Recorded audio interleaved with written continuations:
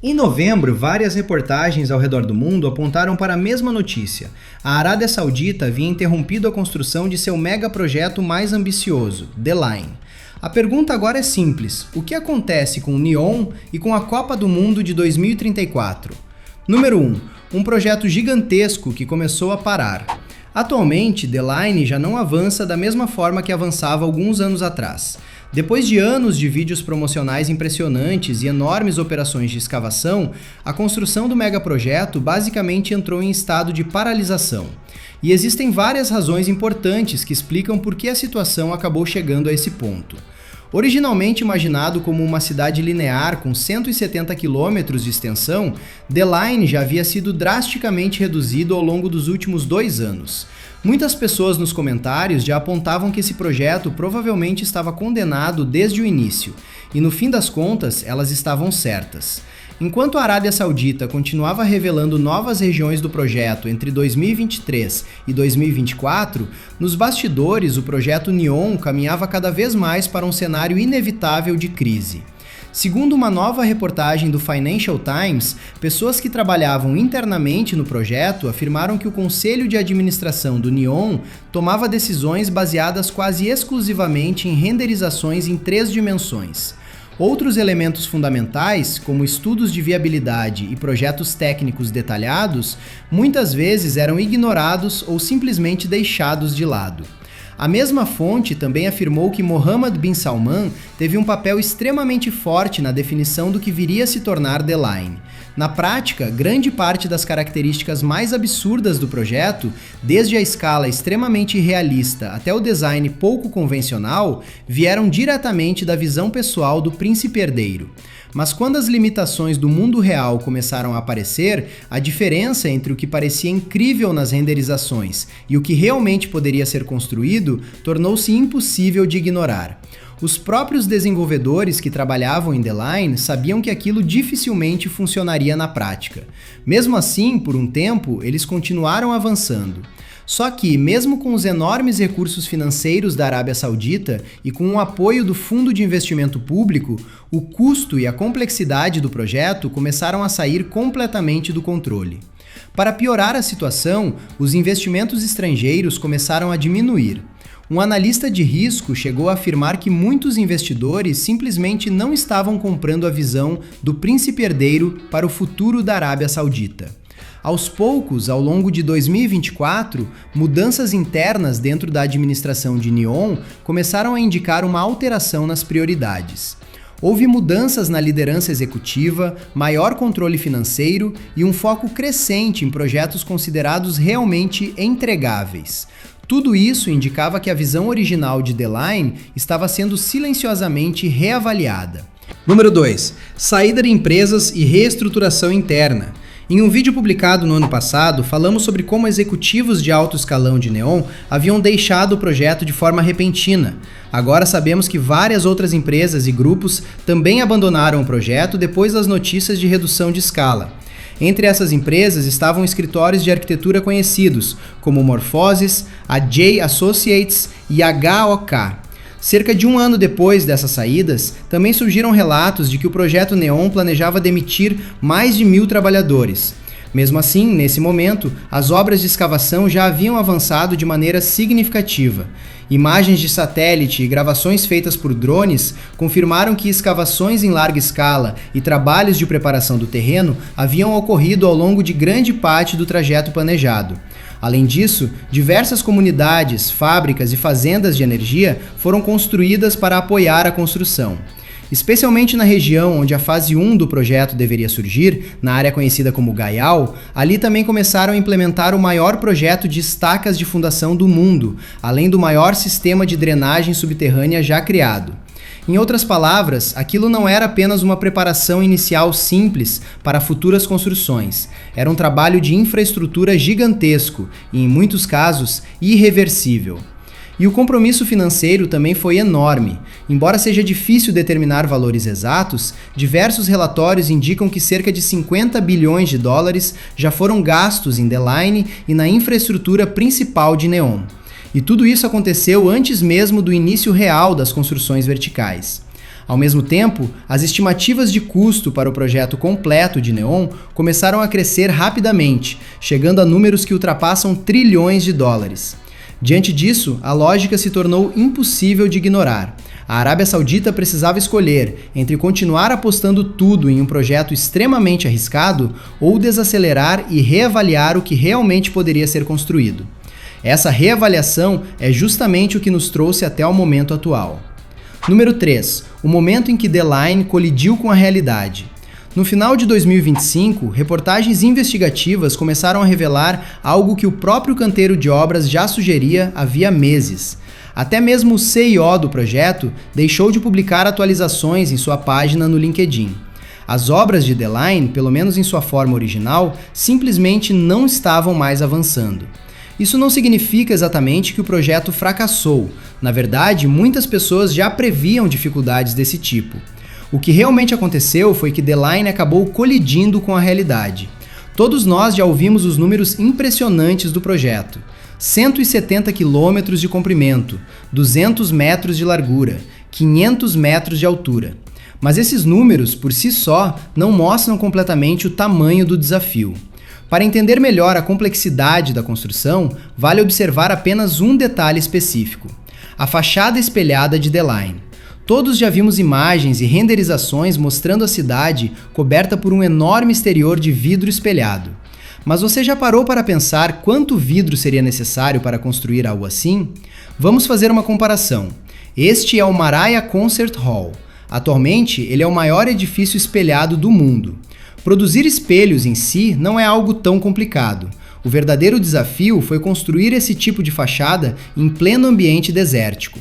Cada painel precisava ter praticamente o mesmo formato e o mesmo nível de suavidade para que, visto de longe, o prédio parecesse um único grande espelho.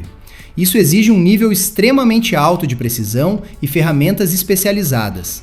Além disso, era necessário deixar pequenos espaços entre cada painel. Esses espaços permitem que os painéis se expandam e se contraiam devido às variações de temperatura do deserto. Essas separações precisavam ser suficientemente pequenas para que a fachada ainda parecesse uma peça única vista à distância. Mas também precisavam ser grandes o suficiente para evitar que o vidro quebrasse com a expansão causada pelo calor. No total, o Maraya Concert Hall possui 9.740 metros quadrados de vidro espelhado. Quando comparamos isso com The Line, a diferença é simplesmente absurda. O projeto completo exigiria aproximadamente 170 milhões de metros quadrados de vidro espelhado. Isso representa mais de 17 mil vezes a quantidade de vidro utilizada no Maraya. E ainda existe outro detalhe impressionante. Para construir apenas um módulo de 800 metros da fachada, seria necessário praticamente toda a produção anual do maior fabricante de revestimentos do mundo. Mantendo esse ritmo, a fachada inteira levaria cerca de 200 anos para ser produzida. Em determinado momento, o próprio diretor de investimentos de NEOM afirmou que The Line chegou a utilizar 20% de toda a produção mundial de aço, e isso apenas para as fundações. Mesmo que o financiamento necessário fosse obtido, o preço desses materiais provavelmente dispararia. Afinal, o projeto consumiria uma parcela gigantesca da produção global. Essa é a verdadeira escala de The Line. E o príncipe herdeiro da Arábia Saudita queria construir tudo isso em menos de 10 anos. Número 4. O que acontece se The Line for realmente cancelado? Se The Line for cancelado completamente, surge uma questão inevitável. O que acontecerá com tudo que já foi construído? Para começar, a enorme vala de 170 quilômetros que já foi escavada provavelmente permanecerá ali por décadas. Mas isso é apenas parte da história. Diversas infraestruturas adicionais também foram construídas ao redor do projeto. Algumas fábricas, por exemplo, foram criadas especificamente para produzir peças pré-fabricadas destinadas à construção de The Line. Uma dessas instalações é uma fábrica de concreto pré-moldado, construída exclusivamente para o projeto. Se a construção não continuar, simplesmente não haverá mais motivo para manter esse tipo de instalação funcionando. Outras estruturas podem continuar operando, por exemplo, uma planta de processamento de gás ou um local de britagem de agregados. Os materiais produzidos nesses locais podem ser utilizados em diversas outras aplicações fora do projeto The Line. No caso das fazendas de energia, existe a possibilidade de conectá-las à rede elétrica do restante da Arábia Saudita. No entanto, isso pode ser bastante complicado. O projeto inteiro está localizado em uma região extremamente remota. Para que essas instalações realmente sejam úteis, novos corredores de transmissão de energia precisariam ser construídos. Outro elemento que provavelmente não será mais construído é o aeroporto planejado para atender The Line. Ele estava previsto para ser construído em uma área isolada, literalmente no meio do nada. Sem uma grande cidade ali, simplesmente não faria sentido construir um aeroporto gigantesco naquele local. Quanto às comunidades construídas para trabalhadores, o futuro delas ainda é incerto. Com a desaceleração das atividades, muitos dos trabalhadores contratados, grande parte estrangeiros e temporários, provavelmente serão realocados para outros projetos ou enviados de volta para seus países quando seus contratos terminarem. Uma possibilidade interessante seria reutilizar algumas dessas comunidades para a Copa do Mundo de 2034. A Arábia Saudita já confirmou que será a sede do torneio e essa data não pode ser adiada discretamente. Essas áreas poderiam servir como alojamento para trabalhadores envolvidos na construção e operação de um possível estádio em Neom. Número 5. O impacto para o estádio de Neom e para a Copa do Mundo. Originalmente, o chamado Neom Stadium seria construído no topo de The Line, centenas de metros acima do solo. Com o projeto praticamente paralisado, essa ideia dificilmente continuará da mesma forma mostrada nas renderizações. Muito provavelmente, esse estádio será substituído por outro entre os 14 estádios planejados pela Arábia Saudita para o torneio. Outra possibilidade seria simplesmente construir o estádio no nível do solo, em algum ponto próximo ao trajeto de The Line.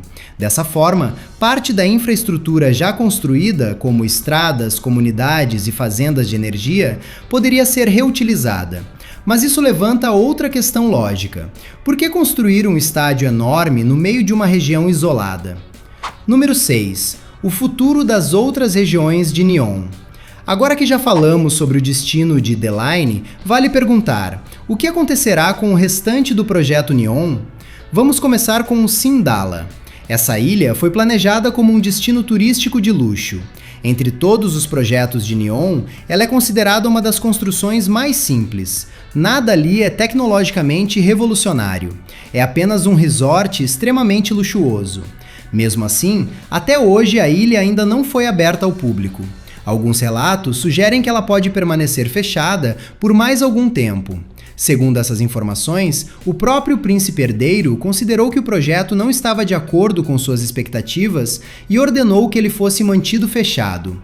Os campos de golfe que mostramos em nossa atualização de 2023 também não estão mais tão verdes quanto estavam há 2 anos. Isso indica que essas instalações podem estar sem uso ou sem manutenção adequada. Outro projeto importante é Oxagon. No entanto, o progresso da construção ali é bastante incerto. Exceto por uma planta de hidrogênio verde que estaria cerca de 80% concluída, a ilha flutuante principal praticamente não apresentou avanços visíveis nas imagens de satélite.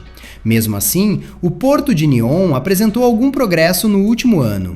Imagens recentes mostram que a área portuária foi expandida. Grande parte desse avanço foi realizada por uma empresa de construção da Bélgica. Atualmente, a expectativa é que o terminal completo de contêineres comece a operar a partir de 2026. Número 7. Trojena e o fim de mais um grande plano. E por fim temos Trojena. Enquanto eu estava prestes a gravar esta narração, surgiu uma nova notícia. Foi anunciado que o Cazaquistão substituirá a Arábia Saudita como sede dos Jogos Asiáticos de Inverno de 2029. Durante muito tempo, Trojena esteve profundamente ligado a esse evento.